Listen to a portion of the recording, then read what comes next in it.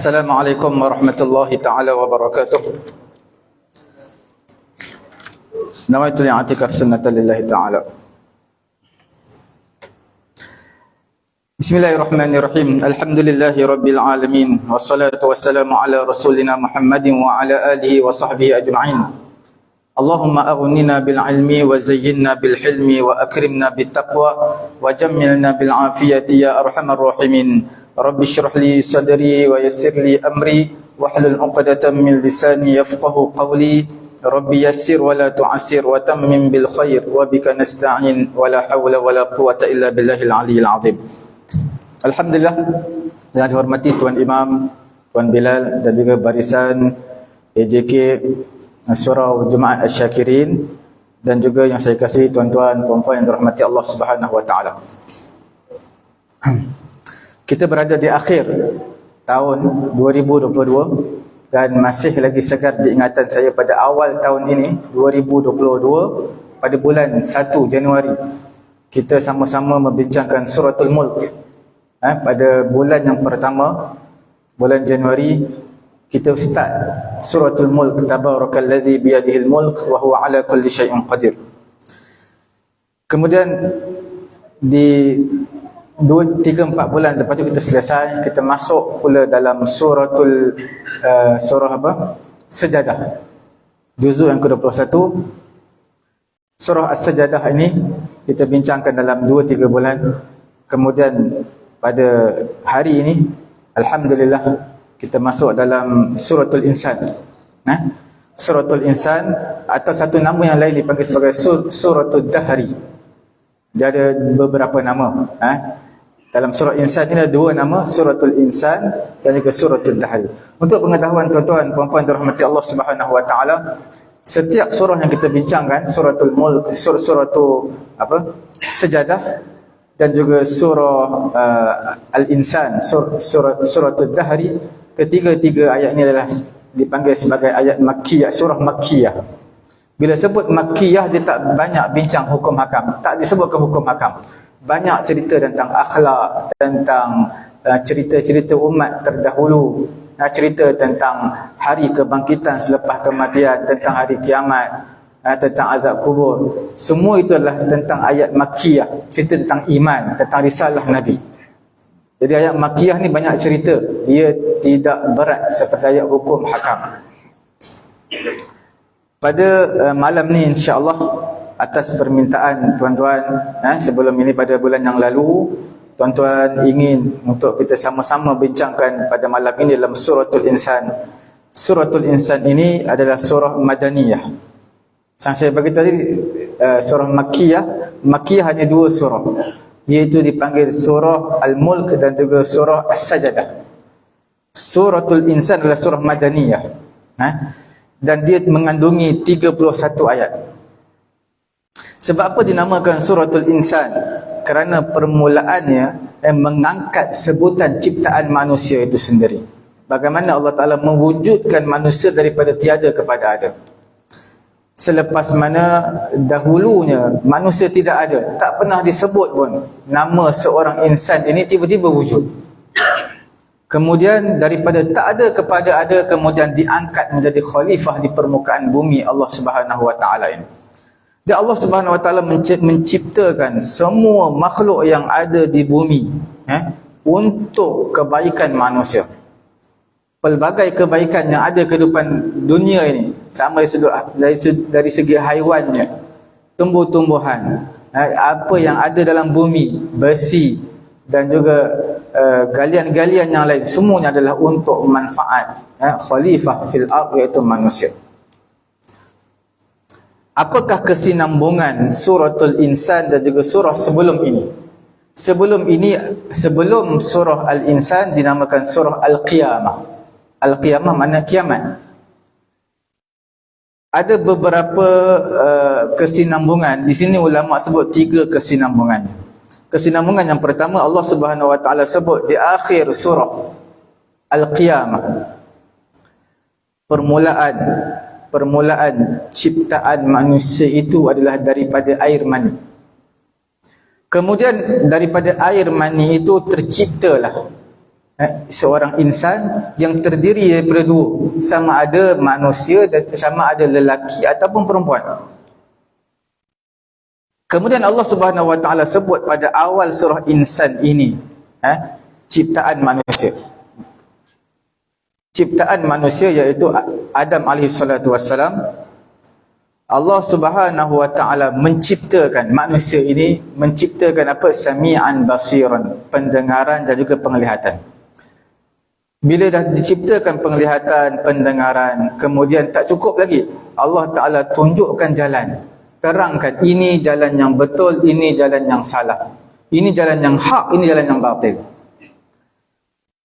Dan Allah Ta'ala perincikan lagi apa yang akan terjadi kepada manusia daripada penerangan Allah Ta'ala ini akan menatijahkan dua pembahagian golongan manusia. Ada manusia yang syakir, ada manusia yang kafur, iaitu manusia yang bersyukur, manusia yang tidak bersyukur kepada Allah Subhanahu wa taala. Kita lihat di akhir surah Al-Qiyamah, Allah Subhanahu wa taala menyatakan, alam yakunu nutfatan min mani yumna, ayat ke-27 surah Al-Qiyamah, sebelum surah Al-Insan. ثم كان علقة فخلق فسوى فجعل منه الزوجين الذكر والأنثى أليس ذلك بقادر على أن يحيي الموتى. Allah Subhanahu wa taala berkata, ayat ke-36, contoh lihat, ayahsabul insanu an yutraka suda. Tidakkah manusia ni adakah manusia menyangka an yutraka suda, dibiarkan manusia diciptakan macam tu, dibiarkan? Tidak. Manusia bila diutuskan di permukaan bumi ada tanggungjawab dia. Setiap kerja yang kita buat ada natijah dia, perbuatan manusia, sama ada baik ataupun tak baik. Baik dapat ganjaran daripada Allah, tak baik dapat hukuman yang setimpal dengan perbuatan kita. Ayat ke-37, alam yakun nutfatan min maniyyin yumna, tidakkah manusia itu jadi daripada air mani, setitis air mani, yumna yang dipancarkan dalam rahim wanita. Thumma kana 'alaqatan fa khalaqa fa sawwa, kemudian daripada air mani jadinya seketul darah, kemudian daripada darah jadi seketul daging, kemudian Allah Ta'ala ciptakan berupa bentuk manusia, kemudian fasawwa, kemudian Allah Ta'ala menyamaratakan ciptaan, ada tangan, ada kaki, ada badan. Faja'ala minhu az-zawjaini adh-dhakara wal-untha, Allah Ta'ala jadikan daripadanya manusia ini berpasang-pasangan, ada lelaki dan juga ada perempuan. Alaysa dzalika biqadirin ala an yuhyiyal mauta, tidakkah yang demikian itu adalah berkuasanya Allah Ta'ala untuk menghidupkan orang yang mati. Manakala Allah Ta'ala boleh wujudkan manusia yang dulunya tak ada, kita ni sedulunya tak ada, tiba-tiba ada, mana mungkin Allah Ta'ala tidak boleh menciptakan, boleh menghidupkan manusia yang telah mati. Itu perkara yang tidak mustahil di sisi Allah. Sebab itu disunatkan kita bila mana imam ataupun kita sendiri yang baca, alaysa dzalika biqadirin ala an yuhyiyal mauta, maka disunatkan jawab bala. Itu paling kurang adalah bala, makna ya. Itu paling kurang. Tak kira sama ada dalam semayang, luar semayang, sama ada imam ataupun makmum. Macam kita bacalah dalam surah Tin, alaysallahu biahkamil hakimin, tidakkah Allah biahkamil hakimin, iaitu zat yang maha bijaksana. Maka kita jawab bala, ya, wa ana ala zalika minasyahidin, ya Allah Ta'ala, aku bersaksi Allah Ta'ala di kalangan bala wa ana ala zalika minasyahidin, aku bersaksi Allah Ta'ala maha bijaksana. Berbanding dengan manusia-manusia yang lain, makhluk-makhluk yang lain. Disunatkan jawab. Tidak batal semayang, bahkan disunatkan satu tuntutan. Kemudian kita lihat kesinambungan yang kedua ayat ini dengan ayat sebelum ini, suratul Insan dengan suratul Qiyamah. Allah Subhanahu wa taala menceritakan dalam surah Al-Qiyamah tentang sifat, keadaan syurga dan neraka. Kemudian Allah Taala perincikan sifat-sifat syurga dan juga neraka dalam surah ini, dalam suratul Insan. Dan Allah Taala panjangkan, memperincikan sifat syurga. Tuan-tuan lihat, nanti kita akan di dalam suratul Qiyamah Allah Taala sebut tentang syurga, tentang neraka. Tapi tak diperincikan. Perinci dalam surah ini. Walaupun diperincikan dalam surah Insan, hanya disebut neraka ni hanya sekelumit, sikit, beberapa ayat, beberapa potong ayat. Yang lain tu, yang panjang tu adalah menceritakan tentang nikmat-nikmat penghuni syurga. Sifat-sifat syurga Allah Ta'ala perincikan. Yang ketiga, Allah Subhanahu wa taala sebut dalam surah sebelum surah Insan, suratul Qiyamah, kengerian yang orang-orang kafir akan temui pada hari kiamat nanti. Dan Allah Ta'ala sebut dalam surah ini apa yang orang-orang beriman, orang-orang yang baik akan bertemu dengan nikmat yang Allah Ta'ala janjikan di kehidupan dunia. Suratul Qiyamah cerita tentang kengerian orang kafir yang mereka dapat di akhirat nanti. Suratul Insan menceritakan nikmat yang orang beriman akan dapat di akhirat nanti. Kemudian kita lihat, sekalipun surah ini adalah surah Madaniyah, mengikut majoriti di kalangan ulama. Kita bagi tahu surah Madaniyah ini cerita tentang hukum hakam, ayatnya panjang-panjang.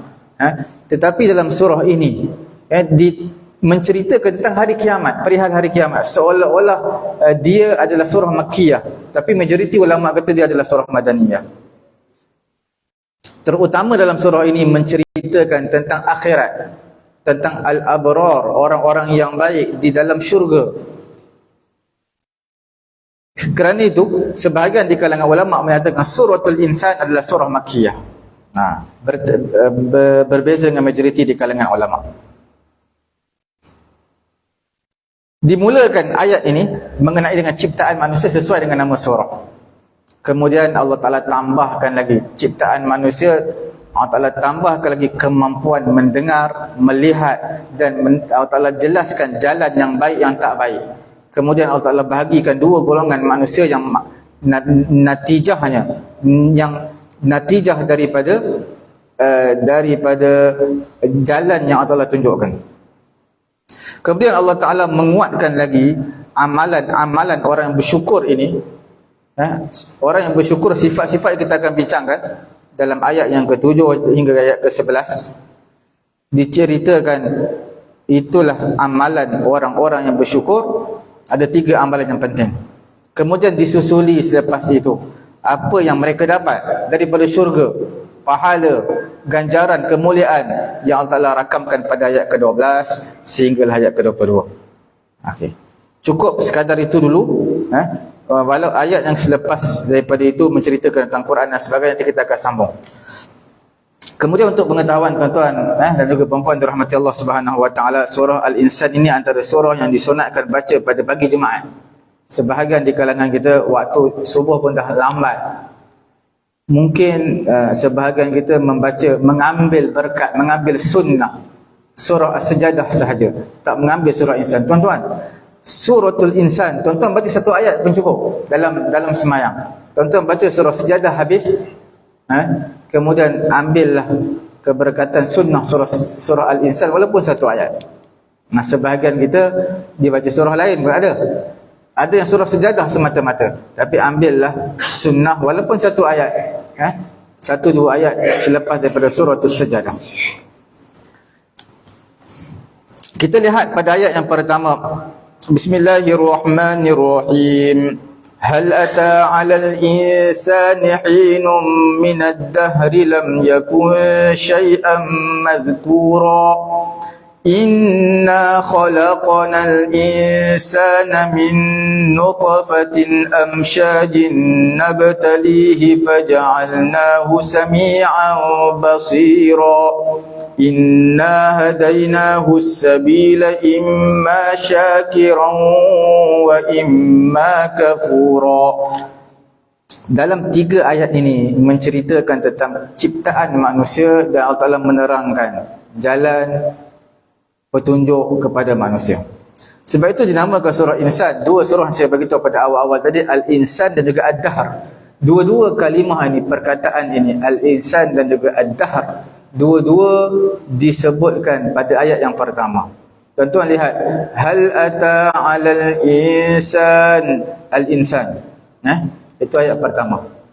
Kemudian yang keduanya adalah ad-dahri, minad dahri. Dua-dua nama ini ada dalam ayat yang pertama. Hal ata 'alal insan. Okey. Tidakkah datang kepada manusia satu masa, minad dahri, lam yakun syai'an madhkura, tak pernah disebutkan sikit pun. Dalam bahasa Arab, dalam balaghah, bila ada penafian lam yakun, tidak, kemudian dinakirahkan madhkuran, tidak disebutkan al-madhkura, disebutkan madhkuran tanwin. Penafian ini menunjukkan penafian secara total. Makna tak pernah disebutkan langsung manusia ini. Nama dia tak pernah disebutkan sebab dia memang tak wujud. Kemudian Allah Ta'ala jelaskan pada ayat yang kedua, inna khalaqnal insana min nutfatin amsyaj. Sesungguhnya kami menciptakan manusia daripada air mani amsyad, yang bercampur, lelaki dan juga wanita. Nabtalihi, kami uji manusia. Faja'alnahu sami'an basira, maka Allah Ta'ala berikan kepada manusia, berikan apa? Sami'an, pendengaran dan juga penglihatan. Ini adalah alat yang manusia perlu gunakan, panca indera 2 ini, untuk mengetahui perkara yang benar dan juga perkara yang salah. Contoh dalam perbahasan usul fiqh, perbahasan yang amat panjang mengenai dengan hukum hakam Islam ini adalah diketahui manusia adakah dengan datangnya Rasul, dengan datangnya dakwah, sampainya dakwah kepada kita, ataupun tidak. Cukup dengan akal. Kita ada akal, kita tahu baik buruk. Mengikut pandangan ulama-ulama Asy'ariyah, mereka kata kita tak boleh guna akal. Semua ada bergantung kepada nas Quran dan juga hadis, apa yang datang kepada kita, maka itulah yang diguna pakai, ataupun yang menatijahkan orang yang tak sampai agama kepada dia, maka tidak akan diazab oleh Allah Subhanahu wa taala. Wala taziru waziratun wizra ukhra. Manakala pandangan al-Maturidiyah, ulama-ulama Maturidiyah yang dipelopori oleh ulama Hanafi, mereka kata kebanyakan perbuatan manusia boleh fikir. Manusia ada akal, dia boleh tahu benda ni baik, benda ni tak baik. Dia boleh ukur sendiri dengan pandangan, dengan fikiran dia, dengan akal yang Allah bagi kepada dia. Ini baik, ini tak baik. Cuma dia perlu support daripada syariat. Mana walaupun manusia tahu kebanyakannya mencuri ni benda tak baik, walaupun agama tak pernah sampai kat dia, khianat, tipu orang, itu benda tak baik, tapi berlaku adil, berlaku jujur, itu semua adalah perkara baik. Betul. Selagi mana syariat tak sampai, manusia dah tahu. Cuma bila mana sampainya agama, dakwah kepada mereka, risalah dakwah Rasul sampai, ataupun agama sampai kepada mereka, maka pada ketika itu sudah jadi satu tuntutan. Buat mendapat pahala, meninggalkan adalah berdosa. Seperti mana orang-orang asli duduk di kawasan pedalaman, mereka tak sampai dakwah kepada mereka, tak ada orang ajar mereka semayang pun tak pernah dengar. Jadi mereka tak dikenakan apa-apa azab di akhirat nanti, mereka tak sampai sebab agama tak sampai. Kalau agama dah sampai tapi mereka tak nak, itu kenalah. Ada pun golongan Mu'tazilah, mereka guna akal semata-mata, akal mengatasi segalanya. Mereka kata manusia ada akal, dia fikir yang mana baik tak baik. sekiranya dia ada akal tapi suruh semayang tak berlaku khianat, tipu orang dan sebagainya, maka pada ketika itu dia diazab walaupun agama tak sampai kepada dia. Sebab Allah Ta'ala beri kepada dia akal. Itu adalah puak-puak Mu'tazilah. Dan kalau lihat di sini pandangan Al-Maturidiyah itu lebih aqrab ila shawab, hampir lebih tepatlah. Sebab manusia memang tahu ini benda baik, benda tak baik. Buat zalim kepada orang, benda tak baik, manusia tahu. Cuma bila dah sampai agama kepada mereka, oh benar, benda tak baik mesti kita tinggalkan. Begitu juga dalam ayat ini, nabtalihi, kami uji manusia. Tujuan manusia diutuskan di permukaan bumi ini hanyalah untuk ujian. Nabtalih faja'alnahu sami'an basira. Bila mana diuji manusia, maka uji itu tak akan lengkap. Maka Allah Ta'ala perlu berikan mereka pandangan, perlu berikan kepada mereka pendengaran. Orang yang tak kurang tak mendengar, pekak, kurang dosa mereka. Orang yang buta, kurang dosa mereka. Sebab apa? Sebab inilah alat uji yang Allah Ta'ala berikan kepada manusia. Inna hadainahu sabila imma syakiran wa imma kafura. Allah Ta'ala tunjukkan, sesungguhnya Allah Ta'ala tunjukkan kepada manusia as-sabil, jalan. Sama ada melalui perantaraan Rasul, Quran. Allah Ta'ala tunjukkan, kamu tengok yang mana betul, yang mana salah, ikut. Imma syakiran wa imma kafura. Sama ada kamu menjadi orang yang bersyukur kepada Allah Subhanahu wa taala ataupun kamu menjadi orang yang kufur kepada Allah Subhanahu wa taala. Ciptaan manusia pada ayat pertama, hal ata 'alal insani hinun minad dahri lam yakun syai'an mazkura. Manusia ini satu makhluk yang tak pernah diketahui oleh mana-mana makhluk sebelum ini. Tak pernah diketahui. Sebab itu disebutkan lam yakun syai'an mazkura, penafian secara total, iaitu malaikat pun tak tahu, jin pun tak tahu. Jadi manusia tinggi macam mana pun dia, hebat macam mana pun dia, perlu diingat asalnya dia tidak ada. Allah Ta'ala yang wujudkan dia. Dia tidak perlu angkuh di permukaan bumi. Sebab itu jawatan-jawatan diberikan kepada manusia di kehidupan dunia ini sehingga membuatkan manusia lupa asal usul diri dia yang sebenar. Sebab itu kalau kita tengok sebahagian negara, terutama negara barat, yang menjadi Perdana Menteri ataupun Presiden sesebuah negara hanya 2 penggal, termasuk US. Tak boleh lebih daripada 2 penggal.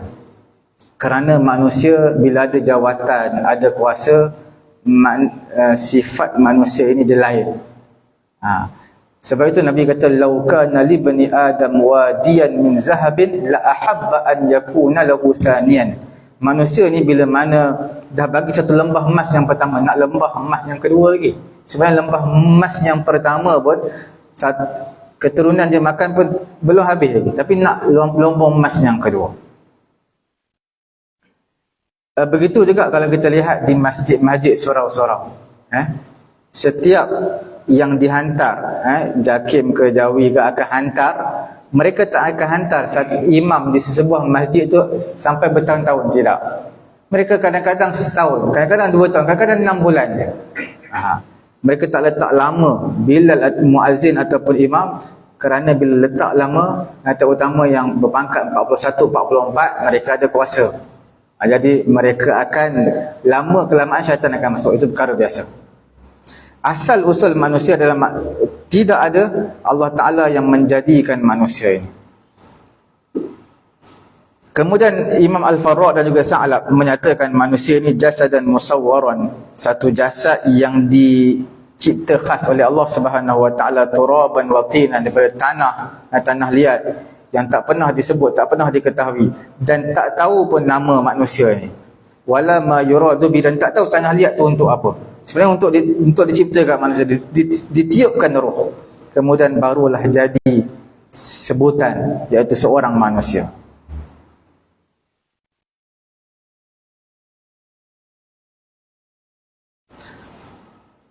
Kemudian kita lihat Allah Subhanahu wa taala bila menciptakan manusia, Allah Taala akan uji manusia. Uji kita panggil taklif, diberi taklif. Uji manusia ni selepas daripada umurnya balik dan semua larangan suruhan dah ada pada seseorang yang mukallaf, yang balik dan berakal. Dan Allah Ta'ala beri lagi ekstra tambahan kefahaman, akal fikiran, pendengaran, penglihatan. Semua ini bukan dicipta saja-saja, bahkan supaya manusia fikir, manusia faham agama, manusia amalkan agama, guna pendengaran, guna penglihatan, semua hanyalah untuk agama Allah Subhanahu Wa Taala ataupun untuk memberi faedah kepada diri sendiri dan juga orang ramai.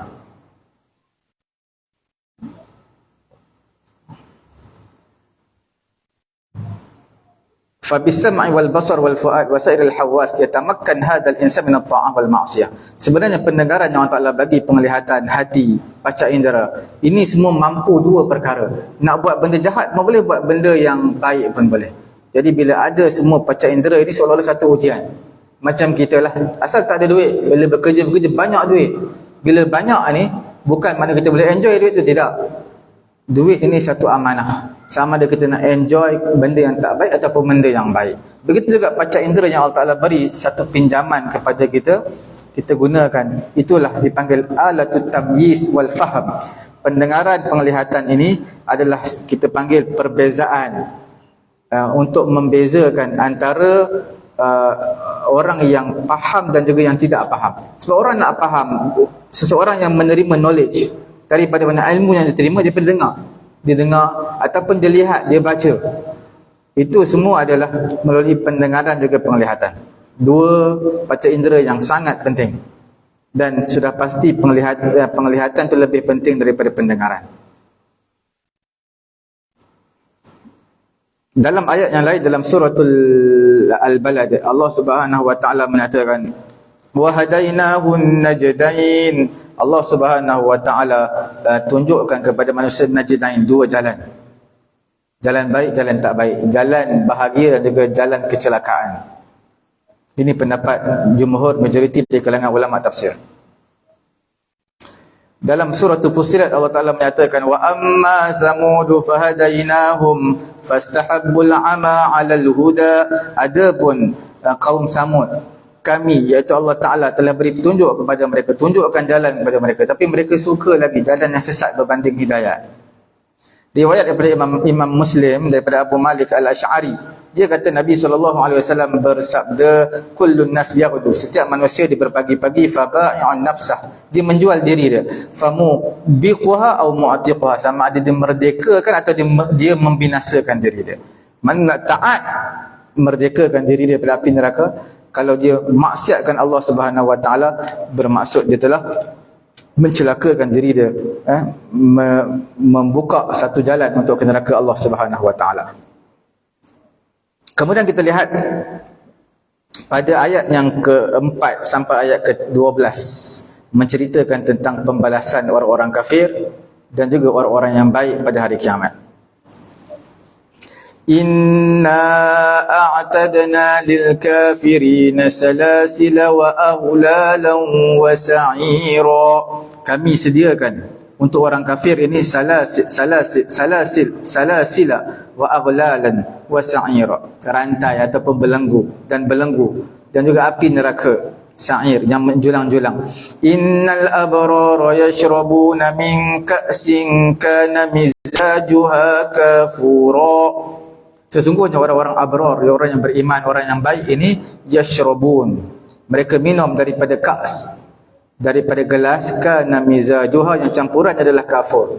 Bila sebut ka'sin, dalam bahasa Arab dia ada dua, satu dipanggil ka's, satu dipanggil kub.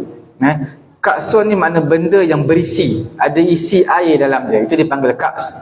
Kalau benda yang tak berisi, tak ada isi, tak ada air dalam dia, itu dipanggil sebagai kub. Jadi dalam ayat ni, ka'sin bermaksud benda yang ada isi, campuran kafur. Kita tak boleh samakan kafur di kehidupan dunia dengan kehidupan akhirat. Jadi dalam ayat ini tuan-tuan lihat, Allah Ta'ala ceritakan tentang azab penghuni neraka ini. Orang kafir Allah Ta'ala sediakan neraka untuk dia. Hanya satu ayat je, pada ayat yang keempat. Pada ayat yang kelima, ayat yang keenam cerita tentang orang-orang beriman. Dan begitulah seterusnya cerita tentang nikmat-nikmat yang beriman, orang-orang beriman. Tuan-tuan lihat dalam ayat ini betapa sikitnya disebutkan azab, disebutkan tarhib dan diperbanyakkan targhib, iaitu benda-benda yang sebagai motivate kepada manusia. Ainan yashrabu biha ibadullahi yufajjirunaha tafjira. Ada ulama kata kafur itu apa? Kafur itu adalah ainan, iaitu mata air yashrabu biha ibadullah, yang hamba Allah Ta'ala minum. Mata air tersebut yufajjirunaha tafjira, dia boleh alirkan di mana yang dia nak. Kalau dia nak mata air tu tepi dia boleh alirkan mata air tepi dia. Kalau nak dekat istana dia boleh. Mana-mana dia boleh. Yufuna bin nadri wa yakhafuna yawman kana syarruhu mustatira. Mereka ini, orang-orang yang beriman ini, al-abrar, adalah orang yang menyempurnakan nazar dia. Nazar wa yakhafuna yawman, mereka takut satu hari kana syarruhu mustatira, yang mana keburukannya berpanjangan. Keburukannya adalah berpanjangan, tersebar luas, iaitu pada hari kiamat nanti. Orang yang menyempurnakan nazar ini benda yang wajib. Asalnya benda sunat, benda sunat. Bila dia bernazar jadi wajib. Ini tuan-tuan, dalam bab ini, nazar ini dia ada beberapa bab. Nazar ada 3. Ada bab dipanggil nazar Ghamus, nazar ketika marah dia bernazar. Aku tak nak bercakap dengan kamu selama-lamanya. Aku bernazar tak nak bercakap dengan kamu. Ada nazar dipanggil nazar lajaj. Nazar yang makruh ini adalah dikaitkan. Nazar kita, nazar ni perkara yang mendekatkan diri kepada Allah. Nazar mendekatkan diri kepada Allah. Yang Nabi kata ini adalah perangai orang yang bakhil. Ini adalah nazar yang dikaitkan dengan sesuatu yang dia dapat. Dia kata kalau aku dapat jawatan ini, maka aku akan puasa 3 hari. Kalau aku akan dapat jawatan ni, aku akan belanja semua sahabat-sahabat satu ofis, aku belanja makan. Aku bernazar. Mana disebut aku bernazar, maka hukumnya wajib. Asalnya sunat. Belanja kawan makan di ofis sunat.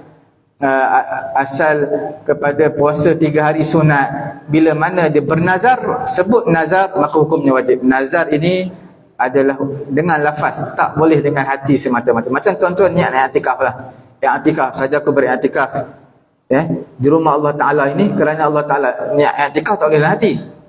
I'tikaf dalam hati. I'tikaf sunat dengan mulut, niat dalam hati. Dia bukan i'tikaf sumpah. Silap, sorry Sumpah tak boleh dengan niat, dia mesti dengan lafaz. I'tikaf dengan hati, silap. I'tikaf dia sunat dengan lafaz. Cerai pun sama juga. Cerai dengan lafaz, tak boleh dengan mulut, dengan niat semata-mata. Nazar ini, nazar yang Nabi suka adalah dia tak kaitkan apa-apa. Aku bernazar nak puasa 3 hari. Aku bernazar nak solat duha. Solat duha sunat jadi wajib. Cuma tuan-tuan, bila sebut tentang nazar ini, menunaikan dia hukumnya wajib. Kerana dia adalah hak Allah Subhanahu Wa Taala. Jadi nazar ini adalah jenis al-qurbat, ibadat mendekatkan diri kepada Allah. Daripada sunat menjadi wajib. Dia berbeza dengan ibadat korban. Ibadat korban tuan-tuan tak sebut nazar. Tuan-tuan sebut ibadat korban, binatang aku ni lembu aku ni, dia ada 14 ekor lembu. Lembu aku nak jadikan korban tahun ni. Dia tak sebut nazar, dia terus jadi wajib. Dia berbeza dalam bab korban, dia berbezalah. Cuma nazar yang Nabi suka adalah nazar yang tak kaitkan apa-apa. Cuma bila sebut tentang nazar, maka pahalanya lebih sebab dia jadi wajib. Bila wajib tak sama dengan ibadat sunat. Wa yut'imuna at'ama ala hubbihi miskinan wa yatiman wa asira. Sifat abrar ni lagi, mereka memberi makan ala hubbihi, sedangkan mereka suka makanan tu, mereka berhajat kepada makanan tu, mereka beri makan kepada orang miskin, kepada yatiman, anak yatim, kepada asiran, dan juga kepada tawanan. Sebab apa disebutkan 3 golongan ini? Inilah orang yang berhajat, anak yatim, orang miskin, dan juga asiran. Dan asiran ni umum, tawanan Islam dan juga kafir. Jadi ini menunjukkan dalam ayat ini, berbuat baiklah, tak kira kepada siapa selagi mana dia bernyawa, Tak kira orang Cina, India, Melayu, buat baik sesama mereka, kerana dalam ayat ini asirah, dan dalam Nabi suruh kepada tawanan pun Nabi suruh buat baik. Tawanan ni siapa dia? Orang yang menyerang orang Islam, kemudian ditangkap dan dia ditawan. Itu pun Nabi suruh buat baik. Tambah-tambah orang India, Cina tak pernah buat jahat, kata lagi kita kena buat baik kan. Innama nut'imukum liwajhillahi la nuridu minkum jazaa'an wala syukura. Hanya saja kami beri makan kepada kamu, bukan untuk kamu balas balik. Tidak ada apa-apa niat melainkan kerana Allah Subhanahu wa taala. La nuridu minkum jazaa'an wala syukuran. Kami tak nak daripada kamu pembalasan, tak nak imbalan balas apa-apa. Kami tak nak syukuran, tak nak kamu ucap terima kasih, penghargaan, tak nak. Kami nak Allah Subhanahu wa taala sendiri, redha Allah. Inna nakhafu min rabbina yawman abusan qamtarira. Dan kami takut kepada Tuhan kami pada satu hari, hari yang abus, hari yang masam. Ini dalam ilmu balaghah dipanggil sebagai majaz aqli. Sebut satu benda masam, bukan hari itu yang masam, orang yang berada dalam hari itu yang masam. Dia kaitkan sesuatu perkara dengan zaman, dengan masa. Pada hari yang masam, yang berpanjangan, mana orang tu muka dia masam berpanjangan. Fawaqahumullahu syarra dzalikal yaumi wa laqahum nadratan wa surura. Allah Ta'ala pelihara mereka daripada keburukan pada hari itu, pada hari kiamat nanti. Wa laqahum nadratan wa surura. Maka orang yang Allah Ta'ala menemui mereka, bertemu dengan mereka, nadratan wa sururan, muka mereka penuh kegembiraan, penuh berseri-seri, penuh dengan cahaya. Wa jazahum bima sabaru jannatan wa harira. Allah Ta'ala beri balasan kepada mereka ni dengan sebab apa? Bima sabaru, sebab mereka sabar di kehidupan dunia. Apa yang Allah suruh mereka buat, Allah Ta'ala larang mereka tinggalkan. Allah Ta'ala balas mereka dengan apa? Jannatan wa hariran, dengan syurga dan juga harir. Iaitu harir ni ya kita panggil sutera. Sekarang sutera untuk lelaki diharamkan. Nabi kata dua perkara ni untuk umat aku, untuk lelaki di kalangan umat aku haram, perempuan yang halal. Apa dia? Iaitu sutera dan juga emas. Untuk lelaki haram, untuk perempuan adalah dibenarkan.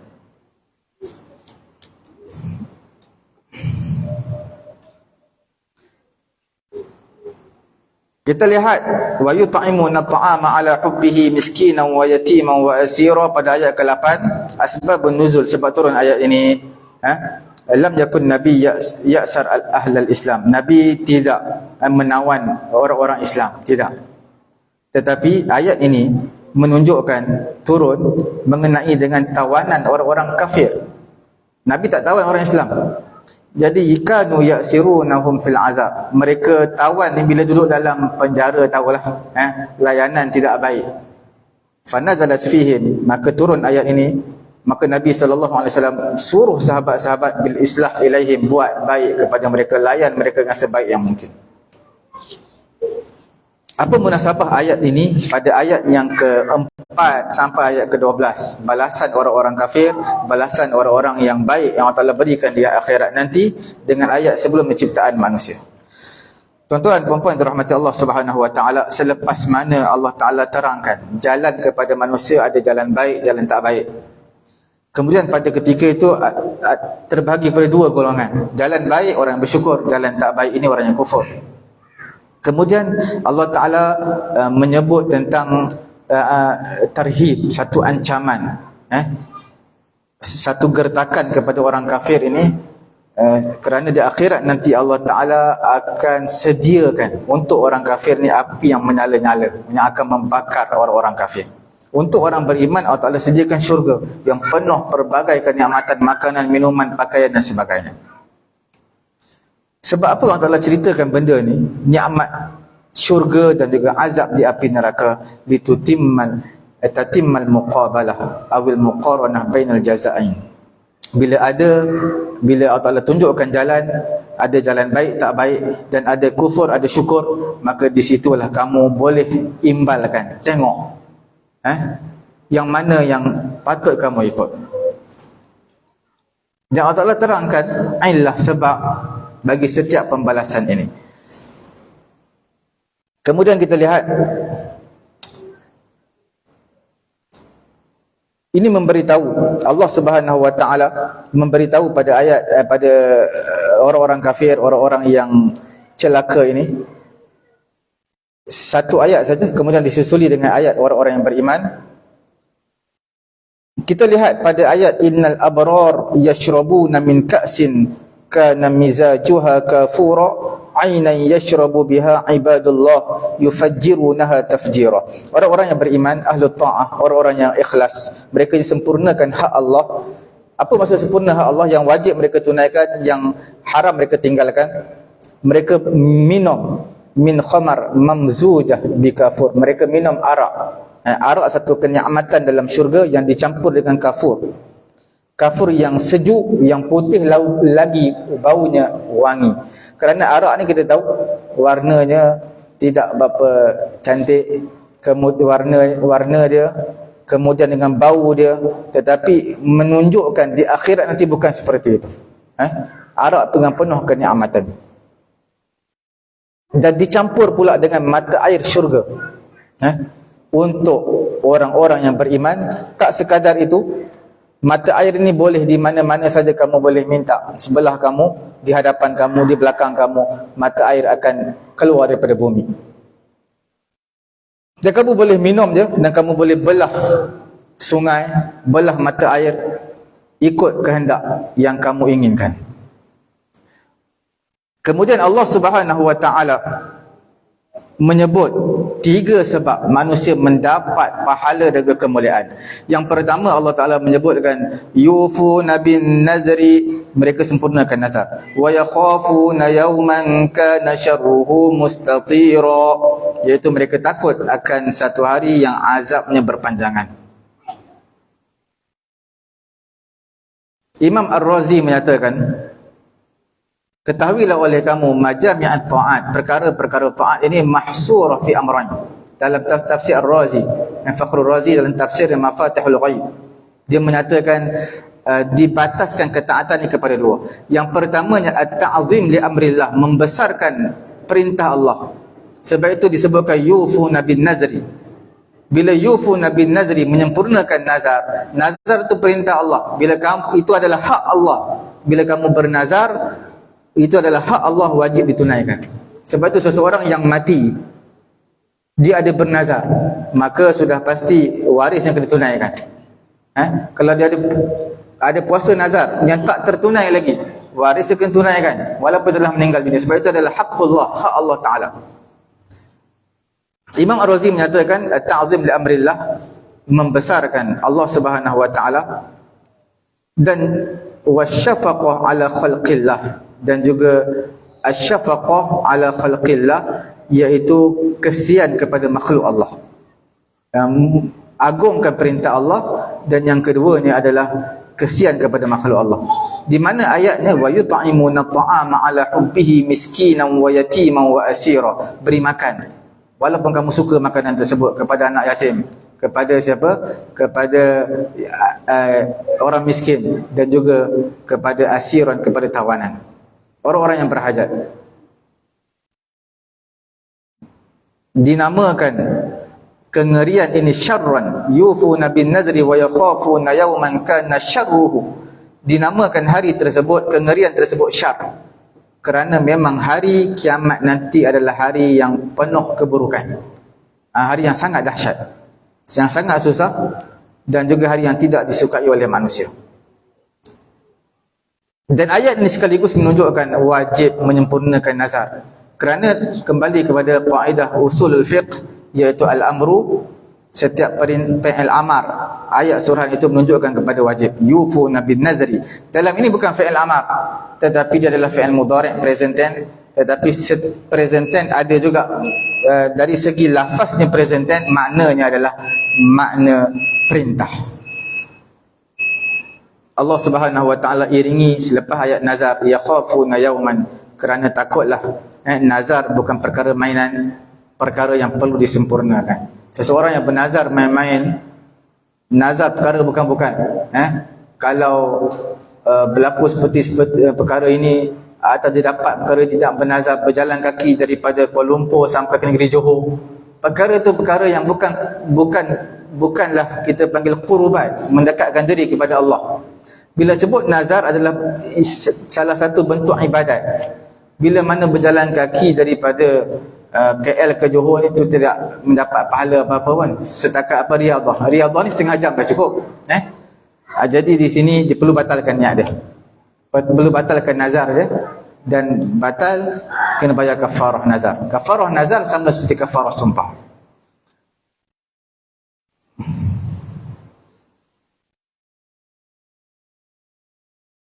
Kerana apa Allah Subhanahu Wa Taala menyebutkan dalam ayat ini dikhususkan 3 golongan. Wa yut'imuna at'ama 'ala hubbihi miskinan wa yatiman wa asiran. 3 golongan ini disebutkan, dirakamkan sebutan 3 kalimah dalam Quran kerana inqazan lil hayah, kerana mereka ni perlu meneruskan kehidupan. 3-3 ni orang miskin, kadang-kadang kemiskinan dia mengharapkan kematian lebih baik daripada hidup. Tapi Quran menyatakan selamatkan golongan ini.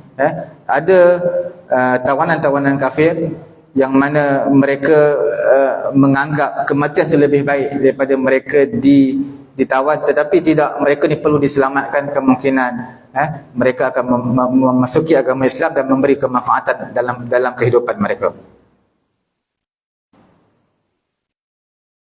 Wa islahan lil insan wa ihsanan la yunsa. Dan bila mana 3 golongan ini disebutkan adalah untuk membaiki kehidupan manusia. Kerana 3 ni adalah kehidupan yang tidak terurus, orang miskin, anak yatim dan juga tawanan. Dan ihsanan la yunsa, dan kebaikan kepada mereka yang tidak pernah dilupakan.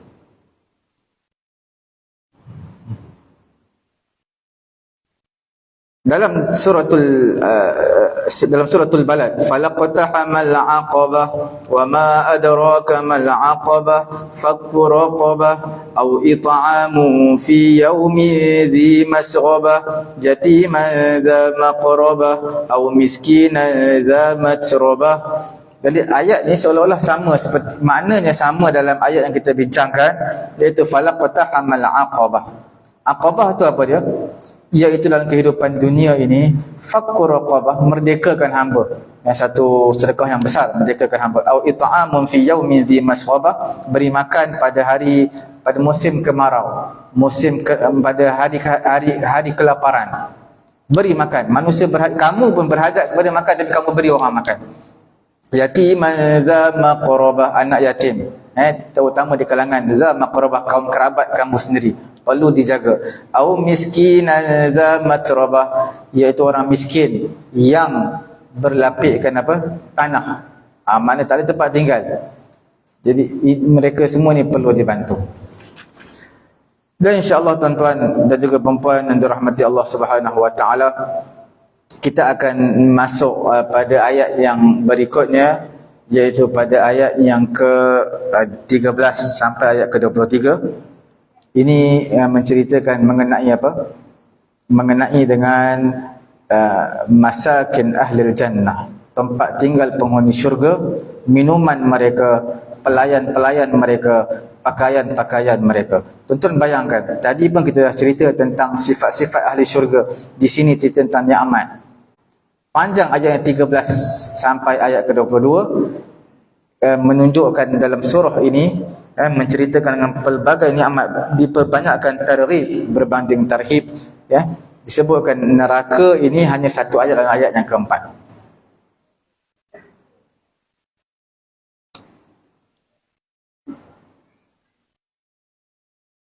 Satu benda saya nak sebut di sini, tuan-tuan lihat, Nabi SAW berpesan. Apa dia? Terhadap tawanan-tawanan, Nabi kata istausu bil usara khairan.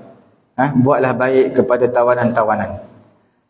It'am al-asir al-musyrik qurbatan ila Allah, memberi makan kepada tawanan yang musyrik, tawanan yang kafir ini adalah satu jenis ibadat kepada Allah Subhanahu Wa Taala. Tuan-tuan bayangkan kalau beri makanan kepada orang yang pernah serang Islam, itu satu ibadat. Kepada haiwan lebih-lebih lagi. Ghaira annahu min sadaqati tatawwu', cumanya memberi makan, memberi keselesaan itu adalah sedekah tatawwu. Itu bukan wajib. Yang wajib adalah beri sekadar untuk mereka hidup. Tapi Quran menyebutkan layan mereka, beri makan dengan sebaik yang mungkin, itu adalah berbentuk sedekah tatawwu. Fa ammal mafruḍah fala. Adapun perkara yang difardukan tidak, itu bukan benda yang fardu. Wa taqaddama ladaina anna al-ayah dalla ala wujubil wafa' bin nazar. Yang disebutkan wajib hanya nazar. Yang memberi makan ni sunat, tapi sunat ni lah antara perkara yang penting.